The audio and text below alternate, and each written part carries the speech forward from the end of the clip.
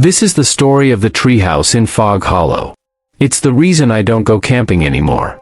If you've ever felt like something in the fog was watching you, you might not want to hear this.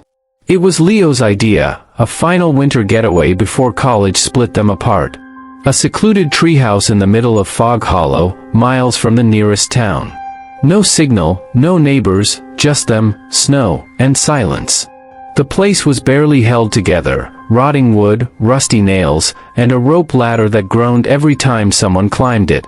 But it had a view that made your breath catch, a vast white forest stretching endlessly, blanketed in thick snow and rolling fog that never seemed to clear. It was supposed to be fun.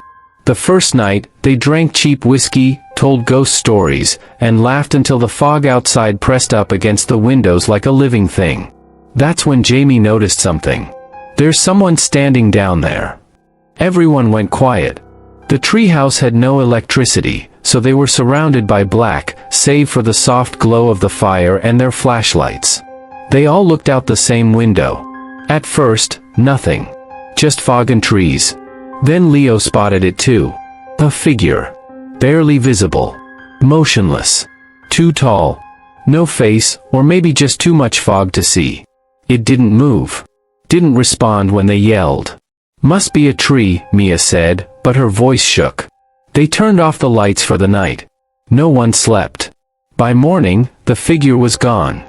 But in the snow below the treehouse, there were footprints. Long, narrow, inhuman strides. They didn't lead to the woods. They circled the tree. Over and over. Dozens of times. Like something had been waiting. Leo wanted to leave. But the truck wouldn't start. Battery dead. Not that they could see anything in the fog anyway. They were trapped, no roads, no signal, just white mist and silence. That night, they heard the footsteps on the ladder. Slow. Deliberate. Wood creaking. Rope straining. But when they opened the hatch, nothing was there. Just more snow, drifting in like ash. Then Jamie vanished. No sound. No scream. Just gone. His sleeping bag was still warm. They found him the next morning, or parts of him. Nailed to the underside of the treehouse. Arms outstretched. Eyes missing. Mouth stuffed with pine needles. The snow around him was black with blood. Mia went catatonic. Leo started pacing, whispering something about the thing in the fog. About how it wasn't a person, not really. How it knew they were there. How it wanted them to be afraid. They tried to climb down, but the ladder snapped. Cut clean, like with a blade. They were stuck. The third night, Mia started laughing. Not normal laughter. Dry, cracked, like her throat was full of splinters. She said she could see it now. Outside. Watching. Closer. It's in the trees, she whispered. It's learning us. Leo locked her in the storage closet. She kept laughing until she stopped. In the morning, she was gone too. But the closet door was still bolted. There were no footprints in the snow this time. Just drag marks. Long and deep. Now it's just me. I haven't looked out the window in hours. I can hear it breathing. Not below, above. On the roof. It's waiting for night. The fire's almost out. And I think it's coming down the chimney next. The fire was dying. My hands were numb. Every breath came out in clouds of panic and frost.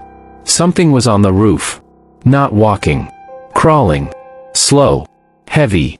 I could hear the wood creak above me, that low groaning sound, like it was sinking under something impossibly large. Or wrong. I didn't know what it was. But I knew it had taken Jamie. And Mia. And it was waiting for me to break. But I wasn't going to. I found Leo's hunting knife. He'd brought it, just in case, laughing when he said it. I wasn't laughing now. The chimney rattled. Ash fell. A pale, clawed hand scraped the inside bricks like it was trying to feel its way down. I backed away, heart slamming. And that's when I remembered the flare gun. Leo had one emergency flare. It was in the supply box under the floorboard, the one he kept forgetting to put away. I dove for it as something hissed above me. Not a human sound. Wet, guttural, like roots twisting through bone. I yanked the flare gun free and loaded it. I could barely see straight, but I didn't care.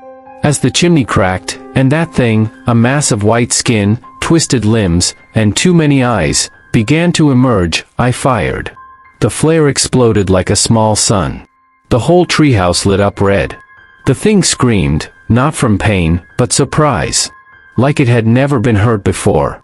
It thrashed, knocking embers everywhere. The chimney caught fire. Smoke flooded the room. I didn't wait.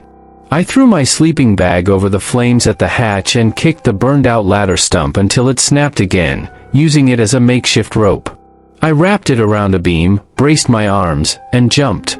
The fall nearly dislocated my shoulder, but I hit the snow and ran. Behind me, the treehouse was burning. The fog rolled back, glowing red from the fire, and I saw the creature burst from the roof, shrieking. Its body looked like it had never seen light before, skin bubbling, smoking.